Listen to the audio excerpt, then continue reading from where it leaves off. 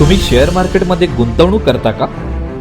तर मग सावधान राहा, कारण आजकाल सायबर फ्रॉड्स वाढत आहे. सायबर फ्रॉड्सचे अनेक प्रकार आहेत, जसे की खोटे कॉल, व्हॉट्सॲप ग्रुप, खोटे वेबसाईट, सोशल मीडिया फ्रॉड्स.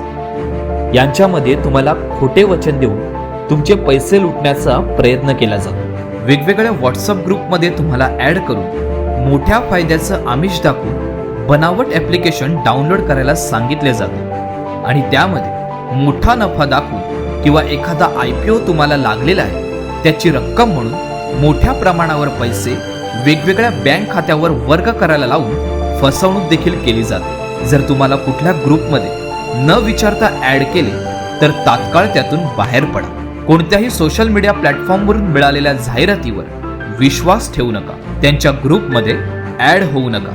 त्यांनी सांगितलेले ॲप डाउनलोड करू नका.